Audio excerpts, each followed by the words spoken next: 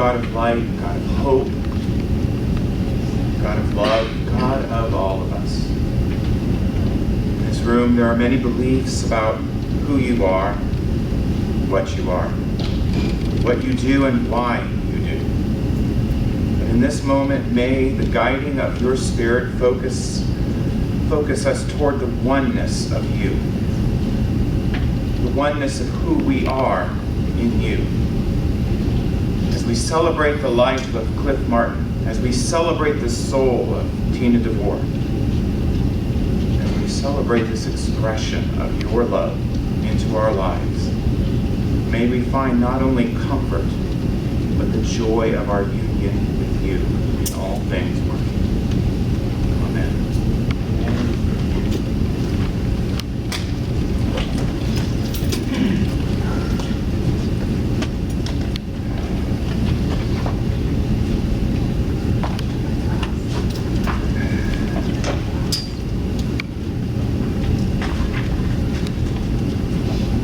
If y'all excuse me, just making it through that video was enough. Well, it was a beautiful video. So good to see you guys here. Yeah.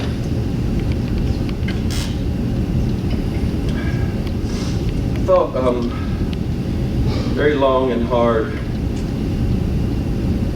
about what I was going to say, and I know that we all know each other so well. So you probably know that there's so much to say. I could stand up here for hours and still not even touch half of one of the years that we spent together. So actually, what I decided I would do is, I don't want to get up here and talk about mine and Tina's or Cliff's personal life together, because every one of us had that, and it's special to either one of us. So I don't want to presume that this time is for me to talk about me. Those times that we spent together were personal between him and I. And as friends of mine, you either already know about them or you hear about them when we're all sitting around together. So it's not necessarily something that I need to stand up here and preach to you about. So instead of telling you my personal experiences in life with my best friend,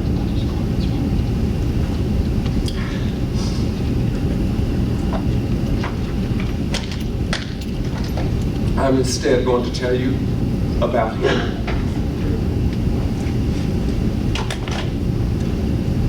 Some things that maybe you know, or some things that you might not know.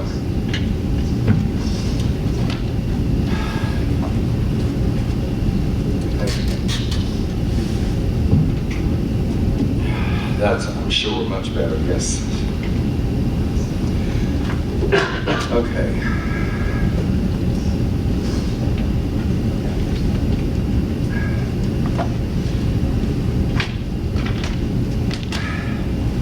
As a young black boy in the Deep South, with possibly just a little bit too much sugar in his tank, life wasn't easy for Cliff Martin. But he was raised by a beautiful, tough, strong woman who was a teacher and a woman of God. And she covered him with love. He grew up in a world where it was against the law for him to drink from the same water fountain as privileged people of this country. He couldn't enter a theater and see a movie. He had to go through the back door and go up the rickety fire escape stairs, buy a nickel's bag of popcorn from somebody standing at the door because his skin wasn't the right color for this country at the time. Anytime he went on long car trips, this happened even today with us. He never wanted to stop at restaurants.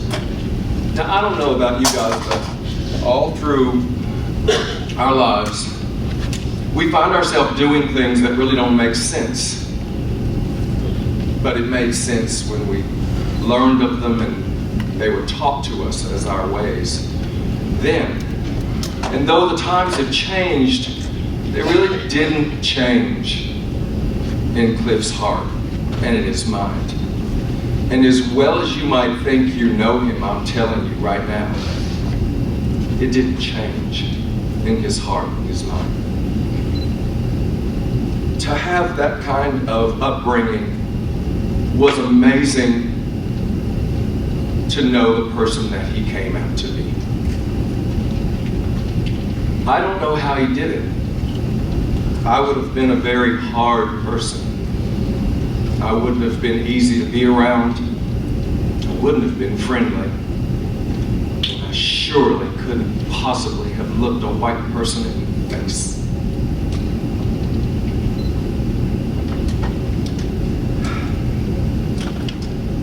Cliff played the clarinet in high school and the flute, and he was in marching band. And as well as I knew him, 42 years we were best friends. He never told me that he was in the marching band. Wow. I was miffed when I found that out. I went to Live Oak to his funeral and spent some time with his family.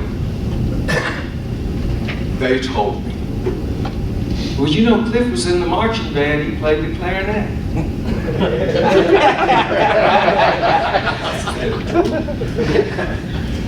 Because I would have thought that he would have told me that, because he told me everything. And so,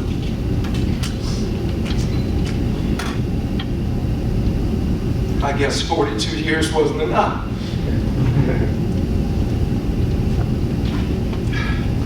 Excuse me. He went off to college at Florida State University. He was a theater major. I think that's where he learned how to love the stage and command the stage so much, because we all know what a wonderful performer and entertainer he was. He drew you in with his love and his beauty and his kindness. It made you love him. Everybody that met him loved him. And I know that every one of you feel that way. But when you talk to other people about it, that's all they say. Every one of them. And they don't have to hear somebody else to say it, to know to say it. It's because that's how they feel about it. My mother came to visit me not too long ago, just a few years ago. And it was the first time she'd met Cliff.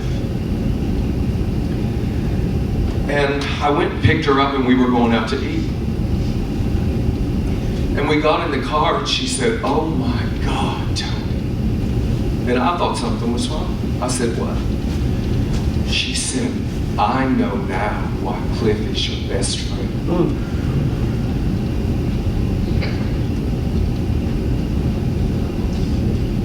She said, "He is the most beautiful, calmest, easiest to talk to person that I've ever met." And my mother told me that, which means she lived so long, met so many people.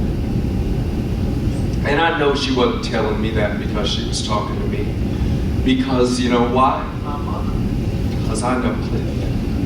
And that is exactly who he was and how he was to everybody.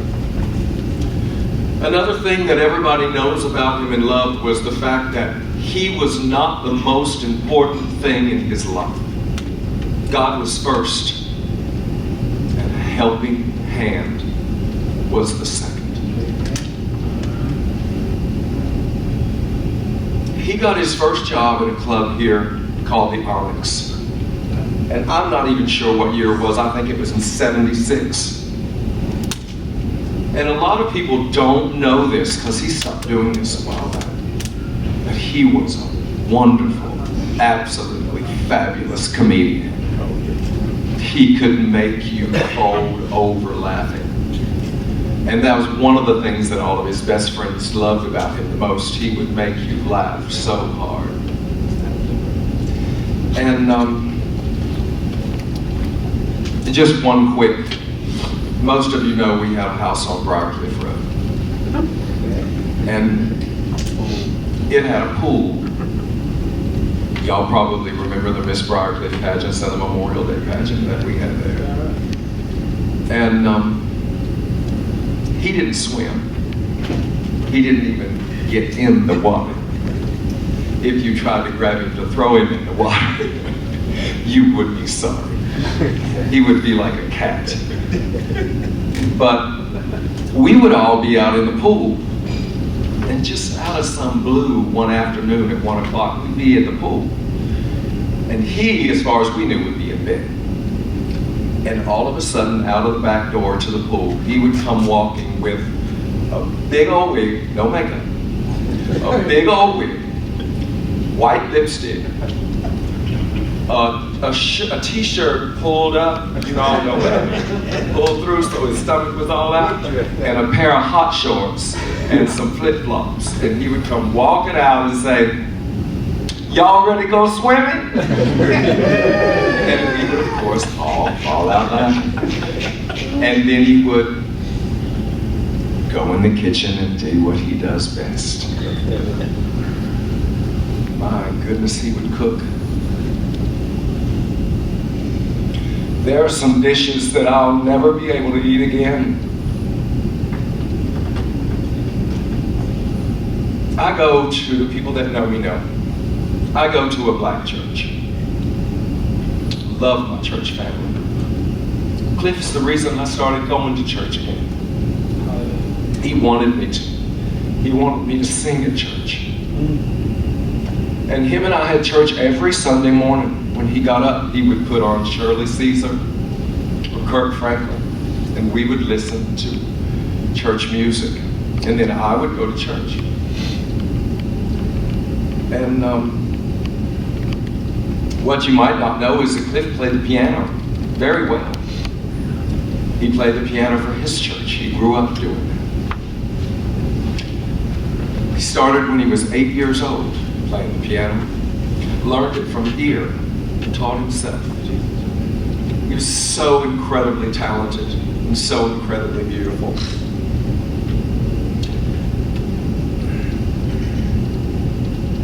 At any rate, I keep getting so sidetracked. He got his first job at the Onyx because they were having talent night. And he showed up driving in that little Volkswagen from Tallahassee and went up on stage and did Operator. Y'all know what I'm talking about. Operator, give me Jesus on the line. As comedian, brought the house down. He ended up getting like 3 callbacks. They wouldn't let him leave the stage. I believe Jim Nally ran that club. Yes, he did. And that night, Tina Black and Jim Nally got into a myth. So Tina walked out. So Jim Nally went to Tina Devore, the one that just brought the house down, and said, "You want a job? You're hired." Just like that. First number ever done in Atlanta. First time in Atlanta. Now she's on cast. And that began, guess what? Not her career, but her ability to reach back and grab any and everybody that was wanting to be on stage. Didn't matter if you were good, didn't matter if you were pretty, didn't matter if you was from that side of the tracks. He had a heart that wanted to see you succeed. And almost every one of us in this business in Atlanta today do what we do because he gave us that start. In 1982, I entered Mr. Newcomer, Tina Devore pageant. For all of us. If it wasn't for that, who knows where I would be and what I would be doing. There's so many people that way. Dana Douglas, he put her in drag the first time she was ever in drag. The Lady Chablis, she came to his talent night. He grabbed her and drug her into the back, put her in drag and said, "What's your name, girl?" She said, "Pkwy." So he took the microphone and said, "Ladies and gentlemen, please welcome to the stage Miss Pkwy." When I tell you, we have laughed over that so many times over the years. But Lady Chablis is Lady Chablis because of Tina Devore. God rest her soul. And we all are all friends here, so we all know most of this, but this is a celebration of one of the most beautiful people that has ever lived on this planet. Oh, amen. Amen. And I want to say that they say that you are not, it is harder for a rich man to get into heaven than it is through the eye, put a camel through the eye of a needle. They say that a rich person is not measured by how much money he has or how many material things he has, but how much he is loved and how much he loves. And if that is true, then I was best friends with the richest man I've ever known. And to know that he is in heaven with my Lord and my Jesus Christ. And I know this from the bottom of my soul, because I know that if there was not a seat in heaven for that soul, then we are all in trouble. Cliff always wanted to open a restaurant, but he never did it. He talked about it all the way up until last year. Never did it. I really wanted him to, but the stress would have been a lot on him. So, but to share his cooking with more than people that got to experience it would have been a blessing for all who had experienced it.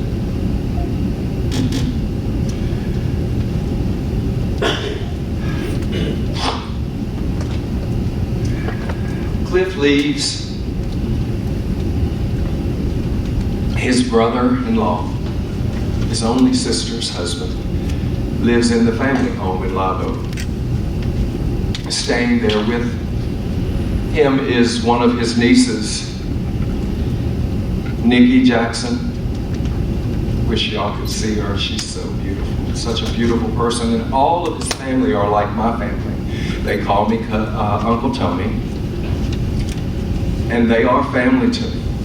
We talk all the time. Also his Nikki's sister Angel. And Angel's son, Angel the Third.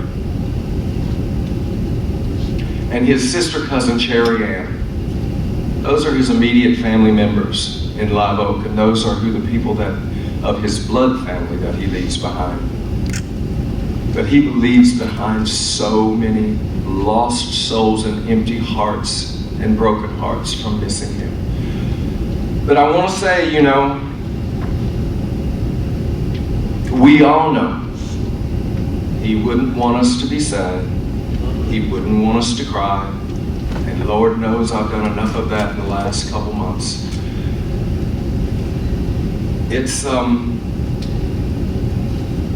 It's been a wild ride this last couple months. And to say thank you to everybody that has reached out is too much, because there are too many names. But there are some people that have kept me standing here. And without them, I wouldn't be here. Michael Church, Taya, without your love and your support, I wouldn't have made it to where I am, standing right here, right now. And all of you who have reached out with prayers and cards and flowers, the ladies that have come over and cooked for me, I love you all so much, and I hope that the bond between us, which was Tina, does not break, and we still stay strong together, because I need all of you a lot more than you think so. So, my dear friend Randy Barnes, some of you know Randy, and to those of you who don't, you're about to. This man is unbelievable on those keys, and I'm going to do this for my best friend.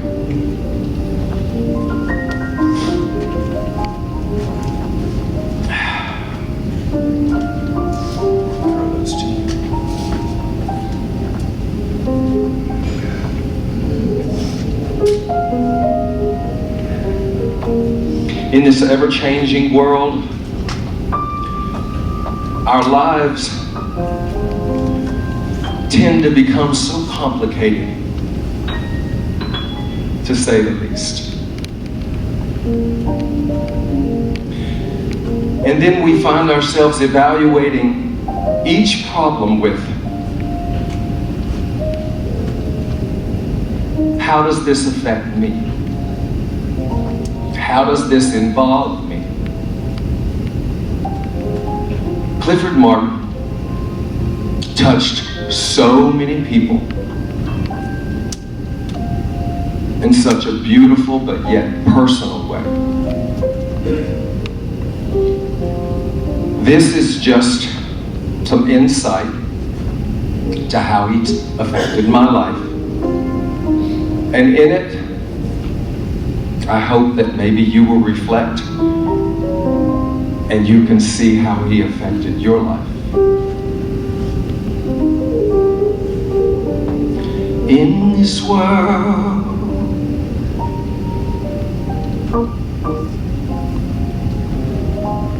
full of ordinary people, extraordinary people,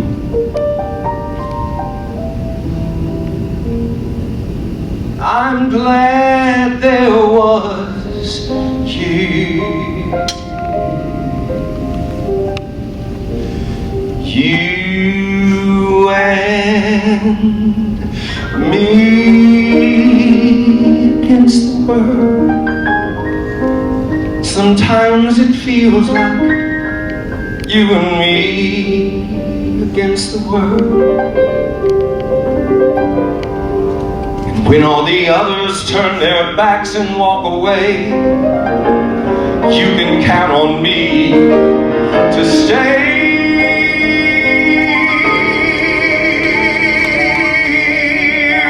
Remember when the circus came to town and you were frightened by the clowns? Wasn't it nice to be around someone that you knew, someone who was big and strong and looking out for you and me against the world? Sometimes it feels like you and me against the world. And for all the times we tried, I always felt the odds were on our side. And when one of us is gone, us is left alone to carry on, then remembering we'll have to do. Memories alone will get us through. When I think about the days of me and you,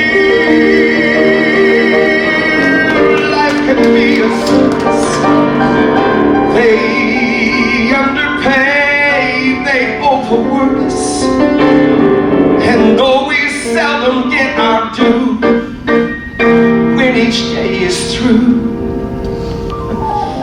I drag my tired body home and look around for you and me against the world. Sometimes it feels like you and me against the world. And for all the times we've cried, I always felt that God was on our side. And when one of us is gone, one of us is left alone to carry on. Then remembering we'll have to do. Memories alone will get us through. When I think about the days of me and you.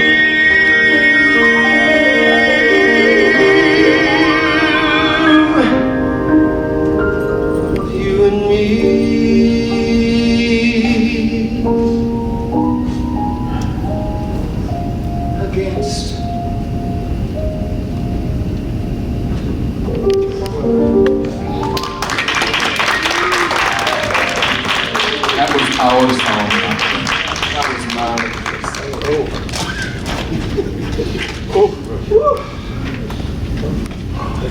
Okay, now,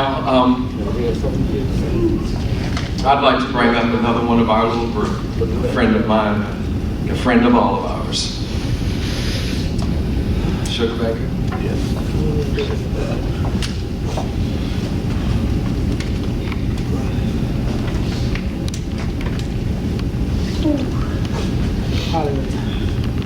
It's gonna be hard to follow that. So, and of course, in true fashion with me and Tony, he and I are like yin and yang on opposite sides of Tina. I tried my best to be as sweet as possible to her and tried to be as mean as he possibly could. And that was just their relationship, and it worked because they were best friends, as I said.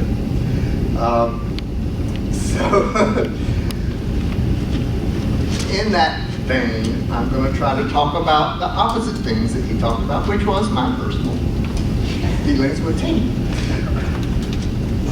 First of all, before I get started, I want to look to the camera and reach out and say a personal hello to Cliff's family who's watching from Live Oak.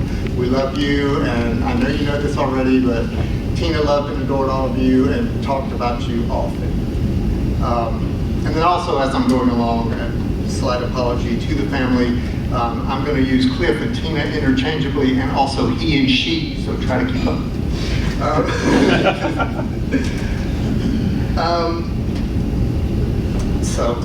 Excuse me. When I was thinking about what I wanted to say, I started to try to go through the list of adjectives, and it's almost impossible to like do a short list. I mean, the regular words just don't seem to be enough. The one word that keeps coming to mind for me though is irreplaceable. Like, there truly was no other person in the world, and will not be no other person in the world to take Cliff Tina's place. It was that special to me, and I think to almost everyone. I was first introduced to Tina in the late 80s when she was performing at Levita's. And I remember being invited over for the first time to meet Tina as Cliff and to first experience the wonderful cooking. I remember immediately feeling like I had found my home away from home, having just moved to Atlanta recently, and a new family. Tina had a way of making everyone feel that way, no matter who you were, where you were from. And she would befriend and adopt people and from all walks of life. And I used to always joke that she ought to open Miss Tina's Home for Wayward Drag Queens. She truly would take anyone and everyone under her arm. And, speaking of, remember, for those of you who remember that far back, the days of Miss Ricky, Casey LaDon, and Sally Mae. Sometimes she would have all three of them in the house together. And Lord have mercy trying to wrangle that crowd. But she managed to do it. She always managed to find the best in people and overlook the bad and somehow managed to be the diplomat and make it all work out.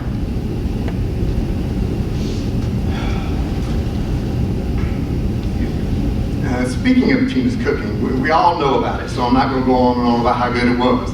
But one of the things that was the funniest to me is that she could make $1 stretch more than any person I've ever known in my entire life. They talk about Jesus and the loaves and the fishes. Well, Tina could take $20 and feed 50 people. Okay. I don't know how, I don't know where she came up with it, but she was able to do that. And over the years, being as close as I was personally and living nearby, I was privy to more meals than most. And her nickname for me was the Sugarist instead of the Sweetest. And to use Sugarbaker, she called me the Sugarist of bakers, actually was the full thing. And she would call me up and she'd go, Sugarist, I'm thinking I'm making a little, you don't gotta say nothing else, what time? What time? And I would be there if I absolutely possibly could. And one thing I loved doing is when I had the money, I would bring flowers with me every time because I always think of that line, give me my flowers while I'm alive. Wow. And so I tried my best to do that for her. So when it came to work, be it as Cliff with Zoo Atlanta or Wellstar Hospital, or when performing as Tina, he was always the consummate professional. Being very well spoken and having a great command of and love for the English language meant that Tina's lip sync was beyond compare. And I think we all know that. Some of you may not know that there was a documentary made about Tina in the 90s by a local graduate film student called God Save the Queen. And in that, they filmed him doing Here's to Life. And when the film was finished, there was a Q&A session. And because he was so on point in the film, the people in the audience were confused. They couldn't understand that he wasn't actually singing that song. And we had to say, no, he's just that good of a lip sync artist. And that was a very proud moment for him. And as serious and as Cliff was about proper use of English language, he also loved using slang and shared many laughs about words and phrases that we thought were funny between each other, and how people would often misuse words and stuff on the internet. And it was kind of our little guilty pleasure to send back and forth little typos that we had found, or laugh at autocorrect mistakes, or voice-to-text disasters, and we've all been caught up in those before. And one of the ones that I found that made her laugh, so I use it, again and again was someone was agreeing. Oh, by the way, I hope the person's not here. Someone was agreeing with a previous comment on one of their friends' posts, and in response, their agreeing was, the feeling is neutral. Not mutual, but neutral. So oftentimes when we'd be talking on the phone and Cliff would go to hang up, he would say, "I love you, sugar," and I would say, "The feeling is neutral." He loved having fun and being silly. As serious as he could be, he could also be the most funny person in the world, as you know. He loved having us over to watch pageants, especially the Miss Universe. And he would oftentimes pretend to be one of the contestants who didn't speak English. Claiming to be from one of the islands or from Bahia, Brazil. Oh, yes, sir, baby. And he would add on any interesting or exotic person's name that came up. So, you know, the list of last names for Tina just went on. It was Tina, Coquina, Consuela, what was it? Ileana, La Bastida, Consuela, who else? Dominique, Devore, and the list went on. And then also, when she was in character like that, she would talk about how she was going to Intercontinental next year and how she would have an island floral print swimsuit that she was going to eat them up with. And then she would also, when she was in character, you ask her about the food she had prepared for that day. And you'd ask, say, "Well, what is this dish called?" She'd go, "Etura." What is that? Who the heck knows what a Etura is? But every time you asked her, it was the same, Etura. But she would say it with a different accent. She'd go, "No, this is Etura." And I'm like, "Oh, okay." And so she used to say that all the time. And so when I was getting ready to put my thoughts together for this, I decided to look up Etura. And it's actually a last name that is of African descent. Okay. And the essence of the name stands for understanding, imagination, cooperation, artistic talent, tact, and patience. Wow. How fitting. And I'll bet you she had no idea. That's what that word means. And as understanding and quick to forgive, the best advice I ever got from him was when a friend or a situation that I couldn't control was getting to me and I would just be fretting and fretting about it. She would say, "Sugar, just let that go." And I tell myself that now all the time. Anytime my nerves are getting bad, I hear her in my head saying, "Just let that go. It ain't worth it. Move on, honey. Life is too short to fret over those small details." To close out what I wanted to say today, I wanted to quote some words to you from one of my favorite Donna Summer songs that some of you may not know because it was one of her later released songs. It's actually probably her next to last dance hit. And it came out in 1996.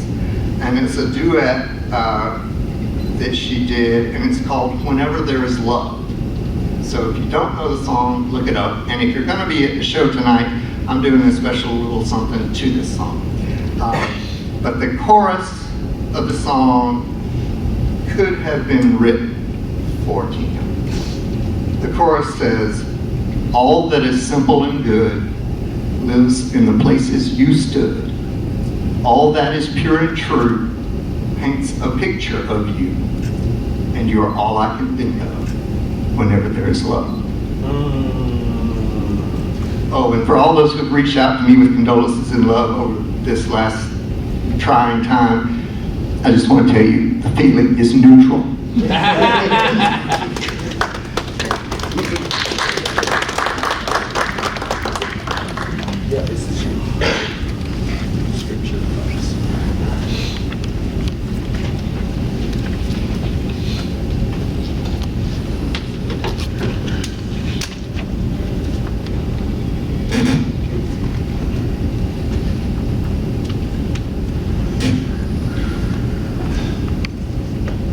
I first met Cliff as Tina about 15 years ago, 20 years ago, a while ago. I'm old, it's a while ago. Yeah. At the Red Chair, some of you all remember that. And Rory and I went to see a show that Tony had invited us to. And we decided to take a bunch of cheap people from the church that I pastor.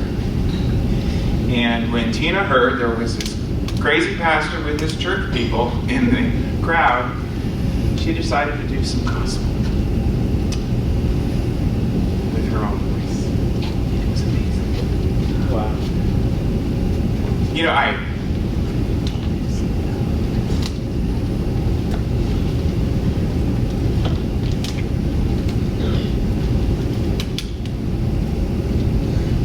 it was a while ago, and I could not for the life of me remember what it was. I tried, sat there, and prayed, Lord, help me remember. And I just couldn't remember the song. All I could remember was the feeling that the best is yet to come. Shortly after that, I invited Tony and Tina to do a full-out gospel performance at Just As You Are. But it wasn't a performance. It wasn't a show. It was a night of inspiration. That's why when Tony called me and said, I want you to share scripture and thoughts, even before I said yes, I thought of Ecclesiastes 3. Ecclesiastes. Some of you may recognize what I'm not going to talk about, but it's that passage that talks about for everything there's a season. There's a time to plant, a time to harvest, a time to gather, a time to cast, time for war, time for... That's beautiful, but that's not what I was thinking of. What comes after that, it says that God makes all things beautiful in His time. But here's the part that made me think of Cliff. God has planted eternity, a sense of divine purpose in the human heart, this mysterious drive towards the eternal. But most humans don't comprehend or grasp, are able to pull it out. But I believe Cliff did. Whether spending time with Cliff or Tina, the energy was the same.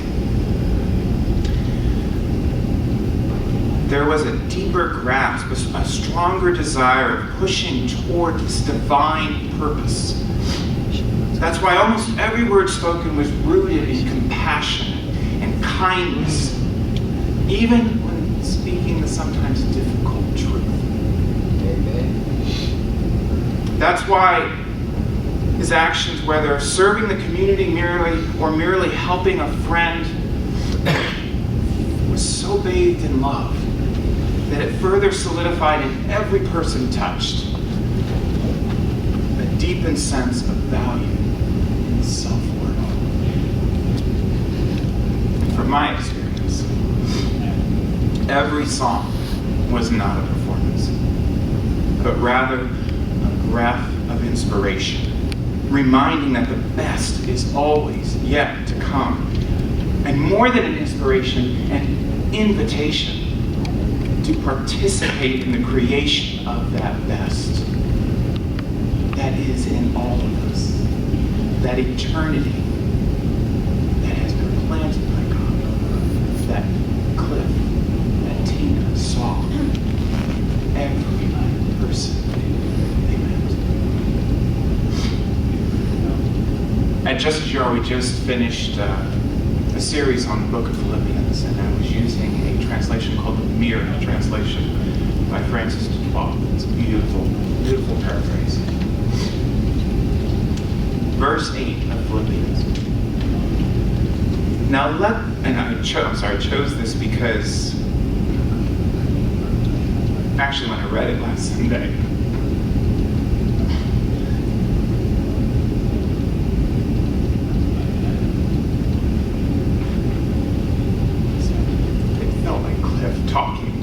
Now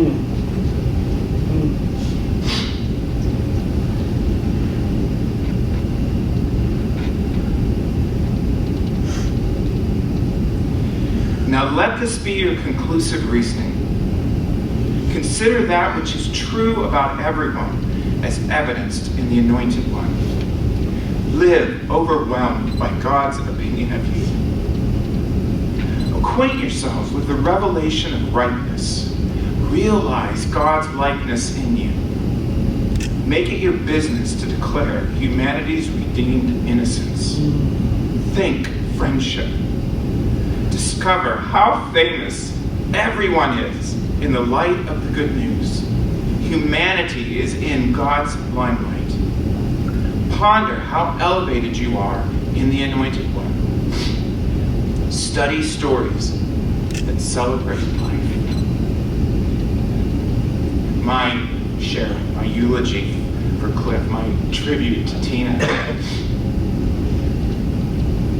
They're coming from someone you don't even know. I'm a complete stranger, I think, to everyone in this room. Except Lori and Tony. Paul was here for a minute. And my words will be soon forgotten. The words that are important, I believe, today and from this day forward, are the stories that celebrate life. And I encourage you to continue to celebrate the life of Tina, the life of Cliff, with your stories. Share them, study them, be inspired by the light, which I would call Tina Devore.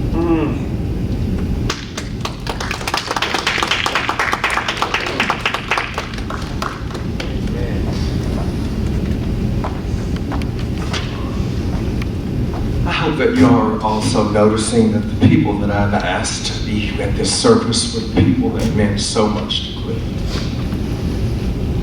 Rory and Jeff have been dear friends of ours for quite some time. I knew he was definitely the one to do this as soon as everything went down. Okay, so I want to bring up someone now. I just want to say something because I got sidetracked and I do that all the time. Okay, so I didn't bring up that I go to a black church just because I wanted y'all to know I went to a black church. I had a meeting and then I went left and didn't tell y'all. See, here's the reason. Okay, we were having a church picnic and everybody was supposed to sign up what they was going to bring, and I signed up potato salad and they looked at me sideways. I mean, the girls from the praise team said, honey, black people don't just eat anybody's potato salad. Potato salad better be right. So if you bring in potato salad, they were on me because I put potato salad. But see, what I knew that they didn't know was Tina was going to cook the potato salad. And she made a great big tub for me to take to the picnic, and I want y'all to know, everybody was like, who brought these potatoes out? I had to be honest and tell them that. I didn't make it, but they all fell in love with Cliff after that. He was making cakes and potato salad for the church all the time. But anyway, okay, so guys, please, this means so much to me. This person means so much to me. And what he's got to say to you guys means so much to me. Please, let's have my dear friend Niesha Dupree come and give a few words to you.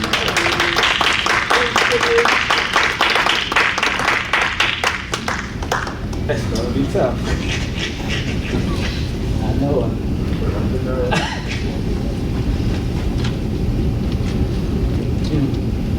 Hello, everyone.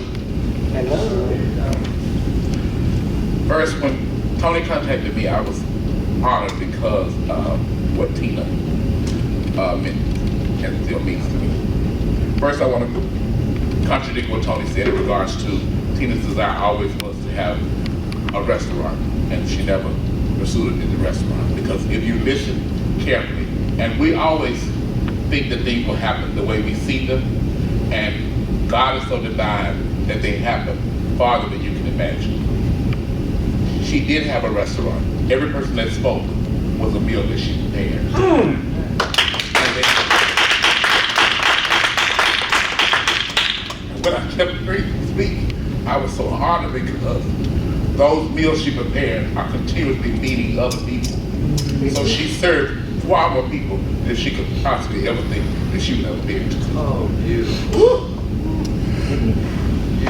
I would get like a little child because Tina, I was a newcomer international, one of Tina's queens as well. I told her was one of the kings, Siobhan. And when I went first, before I got a chance to actually meet her at the pageant, I went to the Levitas and I saw Tina performing. Now I grew up in a little country town in Mississippi, and all we had to watch was, as a little girl growing up, I used to watch AMC and classic movies, and I was always I was always in awe of how beautiful and classy and eloquent and poised the women were, and it looked like they would embody style and sophistication. And I never saw anybody black portraying this. I only saw classy, beautiful, classy white women on it, and I always aspired to be that. So when I went to the show, it was amazing to me that with the full array of cast, and at Levitas and at Eulogy, when Tina came on stage in her pinky, she had more class than anybody that hit the stage. And this was always the hair that she had, no matter where she appeared. When the light came on and she stepped to the stage, there was so much class and elegance. I could not believe it. I always aspired to actually be that, on that symbol. So when I went to meet her at Newcomb International, I became one of her queens. She was always so instrumental in pulling up. She never used her platform for herself. She made sure that any door she went through, she was going to bring everybody through those doors. And that was so amazing because like the superheroes, with great power comes great responsibility, and she used her power very well. So I consider her to be a great superhero. Yes. Okay. Now, I was asked to read because Maya Angelou was her favorite poet, and I was asked to read one of the passages that she did actually at the Black American Pageant. Now she did it. She recited it. But I'm going to read it. Please, thank you.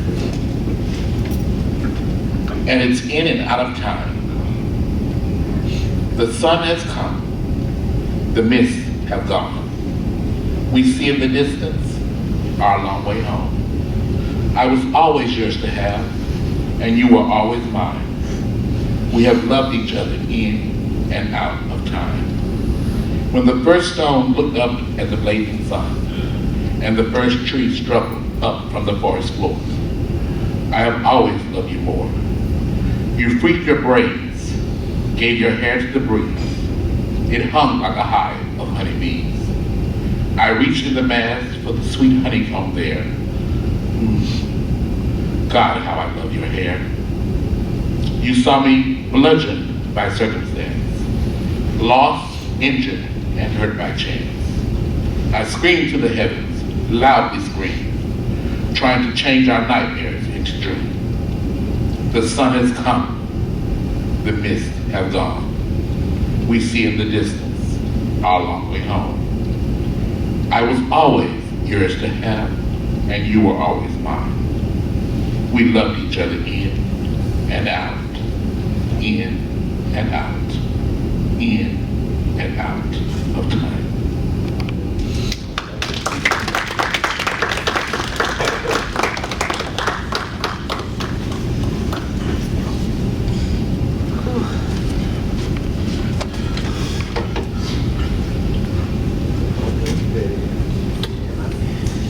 When Tony asked me, he said, also I want you to do some final words of comfort and support.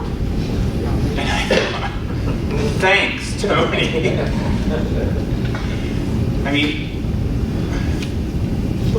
I've lost too many friends. HIV, to COVID, to cancer, too many friends. My first thought was, physician, heal thyself. Yeah. What words of comfort can I give to myself and to you? Now, before you run out of the room, I'm going to give credit where credit is due. found words of comfort from my right-wing evangelical fundamentalist Baptist father. I had to fly to South Dakota because he had a brain hemorrhage. We were talking about, we thought he was going to die. We were talking about death. And he said, well, you know, Jeff, we all die at the same time. I thought, yeah. Every time we lose somebody that we love, a little piece of us dies with them. He said, no, that's not what I mean. He said, this bubble that we live in, that we perceive as time, ends at the same time for everybody. It's just some of us get there a little quicker than others because we're trapped in this illusion of linear time. Who are you? I said, that sounds kind of magical, Dad, for a fundamentalist Baptist like yourself. And he said, no, he said, the magic is discovering the eternity of who you are inside the bubble. And then it pops. So, from our perspective, Cliff got to pop before we did. But from Cliff's perspective, we're all still together. We've been quoting a lot of songs because we're a bunch of musical people. There's a song from Into the Wood. I've never seen the show. I just saw Bernadette Peters sing the song. I loved it. That I thought would be a great way to just say farewell. It's hard to see the light now. Just don't let it go. Things will turn out right now. We can make it so. You are not alone. No one is alone.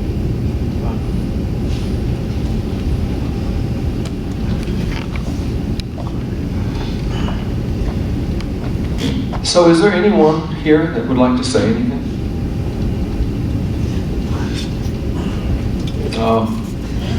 One of her dear children and one of my dear children, Scott. I'll bring the mic to you now. I don't like talking to Mike, but I can't let this moment pass. There's so many beautiful memories I think of when I think of Tina. She was very classy. I always wanted to be classy like her. She always saw the good in people. I try to see the good in everybody.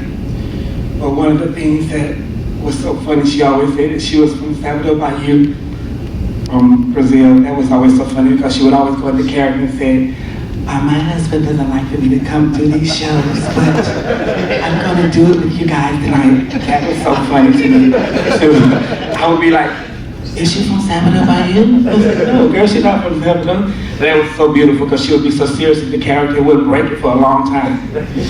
But the most precious memory that I'm going to always hold to my heart is, I used to be an addict for like 17 years, and one time I was at the Army and I was partying too hard and I got so high and I was so scared and I was embarrassed that I was the entertainer and I got so high in front of everybody.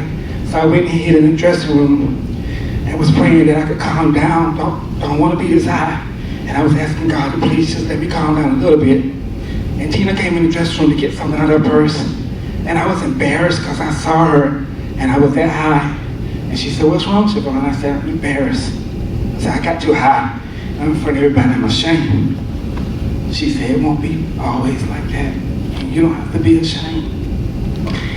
And it was almost as if God had spoke to me and said, it's gonna be all right. At that moment, I felt so at peace and I wasn't embarrassed. And I was so proud that another entertainer like me didn't look down on me and make me feel bad for getting high. It was almost like the joy of the Lord was speaking to her. And I'm proud to say that now I'm 18 years clean because of that voice. And I'm so glad to say she was not only my friend, I found out that she was Lady Chablis' mother, who then became my grandmother. So I remember my first memory of my grandma was so precious. And I just want to say, Tina, I love you, and I'm going to always carry that torch. Thank you. Anybody else have anything to say? Oh, Lord. Kelly, Ray. Oh, come up here. No, preach the gospel girl. No, the gospel girls. Tony, my mind gets off track too, honey. Right now, I'm just hearing my mom talk. I sure wish I'd have met Miss Tina. Kelly, you have a nice time up there to be with your friends. You just know that I sure wish I'd have met Miss Tina and I could have made her some salmon patties.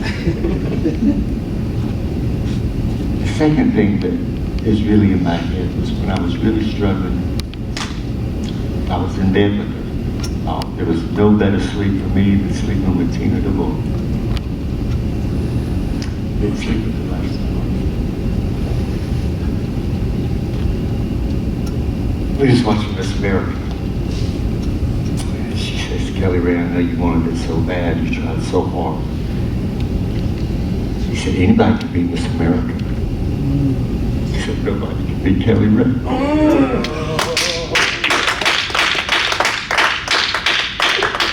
And that so sums up what Miss Tina did for all of us. For all of us. So I'm just going to stop right there. I'm so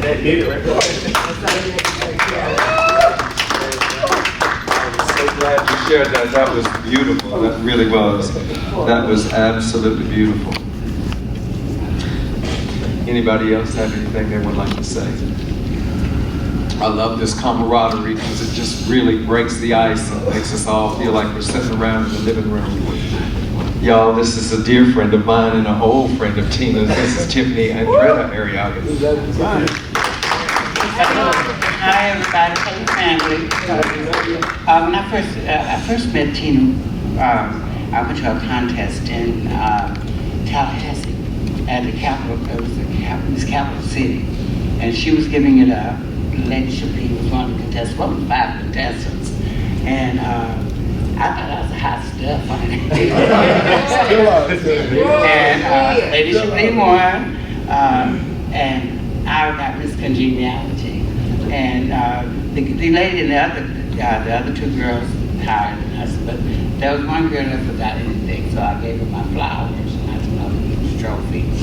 And Tina came to me and talked to me about it. And then later, after I moved to Florida, I came to Atlanta to work at the Sweet Gum Inn. And one Monday night, I was invited to Bill and Katie and Keisha's house on Beaufort Highway. And I went over there, and while I was sitting at Bill and Keisha's house, the phone rang, and it was Tina Devore. She said, I heard Miss Tiffany's over there. Yeah, come over. And so it was my first time to really sit down and talk and get to know my sister.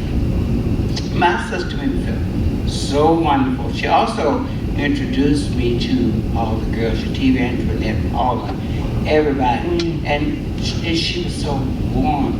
I think of her angel. She's an angel because she was able, there were those who weren't welcoming to me, and yet she opened the doors in Atlanta. And we started every Monday night, it became a Monday night thing, party, where we would get together and eat. She cooked, I don't know how she could do it, but she made a pot pie. And I never knew what a pot pie was, but I eat it every time. And we became the Alley Cats. All the entertainers on Monday night, there was a meeting on Beaufort Highway in that apartment, and it was the Alley Cats. And so to all the Alley Cats, and those of you who didn't get to be Alley Cats, honorary, meow.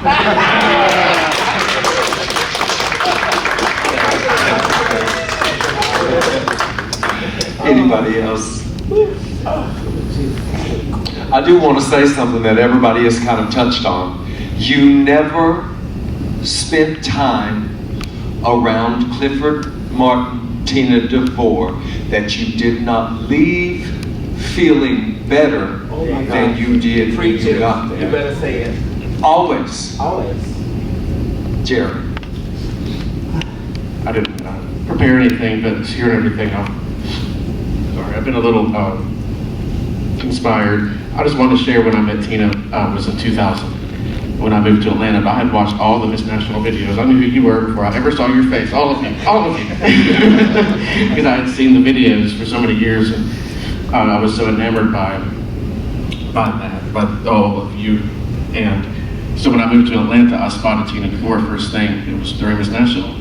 And I've never met her in person, but I felt like I knew her because I had seen her be so kind in all these videos, and that was so beautiful. And when she won the Lifetime Achievement Award for Miss National, that was 25 years ago, and did so many wonderful things since then. So I saw her, and I just ran toward her, and was at the Metro, and I just embraced her. I never met her before, and my partner Kevin said, "You don't know her. What are you doing? Back up." And I couldn't let go. And she looked down and she said, "Well, hello, little boy, what's your name?" Because she was always open and loving to anybody who would come up. And it was, in that case, it was the beginning of a friendship that has meant the world to me. And that's how she lived her life. Whoever came up and grabbed her and hugged her with love, she was open to it and embracing. Because she didn't know me from anybody, but then she became one of my favorite people. And she has taught me so much about life. We had these little lunches sometimes, and I wore these shoes because she said they were my competition shoes when I wore them to lunch one day from work. But she would talk to me about growing up black in Tallahassee, and gave me a perspective that I would never have gotten. Wow. And it has changed my life, and I'm so grateful. So thank you. I want to just touch on something that Niesha said that actually sparked something. Tina told me this so many times over the years. And then when Niesha just said it, it's like a circle of life. Niesha said when she saw Tina on stage, she aspired the elegance that she had never seen of her. Tina used to tell me all the time when she was a little boy growing up, there were no people to idolize. Everybody was white, and they didn't look like her. But then Diana Ross and the Supremes came about, and she said she used to go in this one place that had a jukebox, and every time you played the song, the picture on the front of the album would come up. So she would go in there and put money in it just so she could stare at them in them beautiful wigs and the face paint. So she had never seen a black girl without nappy head in a slave costume. She'd never seen a glamorous black child before. And we all take that for granted. We see it all the time now. Do we realize how long ago it was? Not that long ago. Not that long ago. He was such a paver. He made the way for so many people. This room is very empty compared. But I got me a feeling knowing who we're talking about that tonight. Ooh, get there early is all I got to say. Get there early. Because I'm telling you, it's going to be off the chain. And one thing I want to say before we do this last little thing here and let everybody get up out of here. All our lives, I can say that, maybe 15 years, the last 15 years, all Tina used to talk about and dream about was having a great big family reunion show. She used to talk about it all the time. She wanted Tiffany, hot chocolate, the cast from the Stars of the Century. She wanted all of us, Motion, Shauna, all of us, Kelly Ray from years back. She wanted us all drug up to one stage to put on a family reunion show that would be the show of shows. So I want y'all to know that she is looking down on cloud number 9 right now. Because she really is on cloud 9. Yes, she is. And she is so proud that so many people have come. And there are more people here. They just didn't come to this service. They're coming later. Trust me. The outpouring is going to be so overwhelming that I hope every one of you is going to have a seat there tonight, because it is going to be epic. It really is. So I want to do this with my dear friend Randy. Just for Tina, because this was one of the songs she loved, and she played this Donnie McClurkin song almost every Sunday. And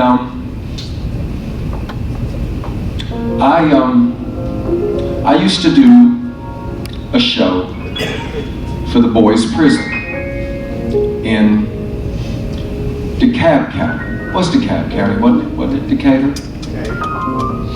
We did it for many years until the government decided we couldn't come in there without a whole bunch of rap sheets on us and preach to the boys. Now this was a juvenile prison, and it always hurt my heart when I went in there, because these seats in here, that's about how many boys was in there. And they was locked up, and they would be from age 10 and 11 all the way up to 17. And 98% of them were black. 1% of them was Hispanic, and you might find one white boy over in the crowd. You might.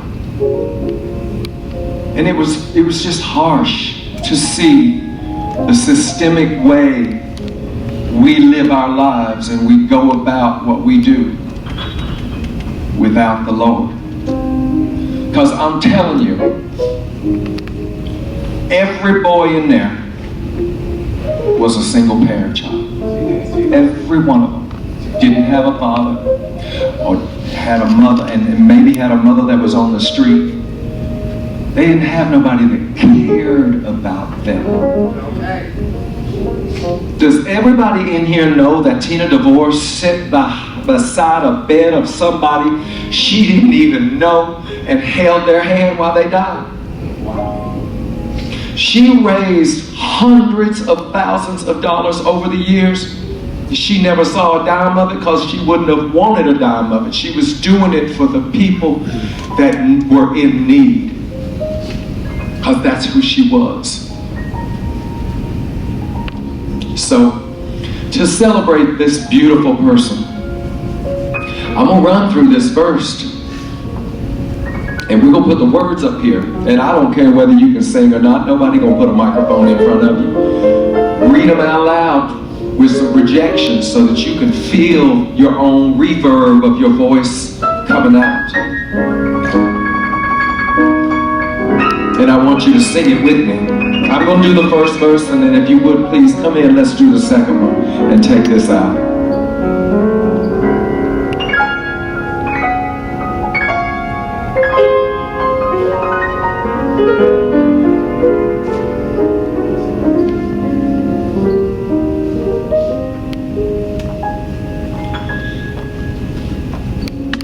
Lord, I will lift my eyes to the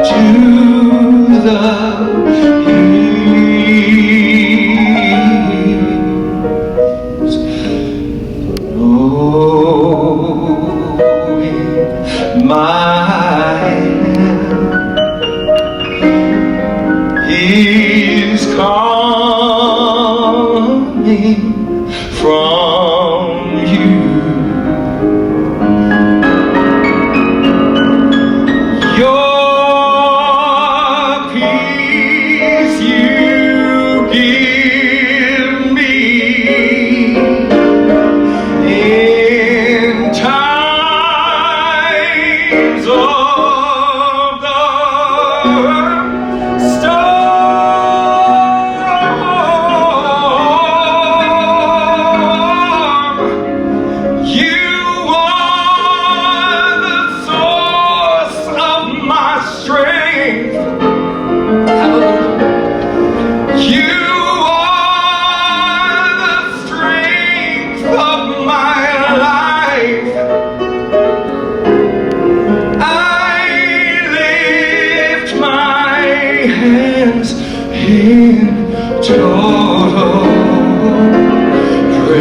praise to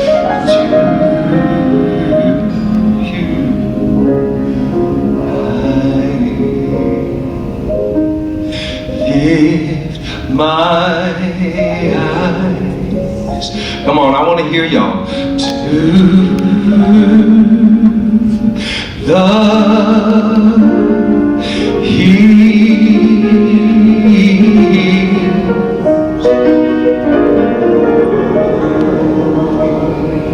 by your help is coming from you. Your peace you give me in times of the storm. You are the source of my strength. You are the strength of my life.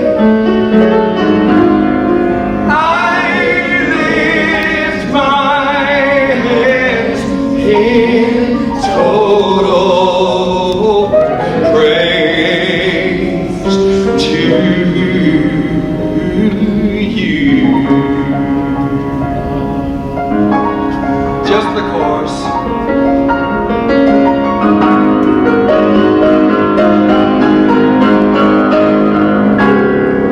You are the source of my strength.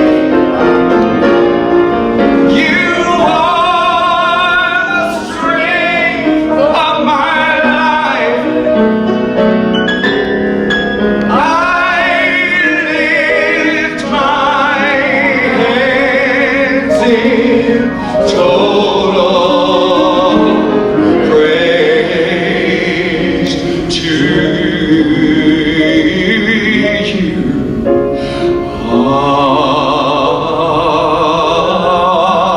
Amen.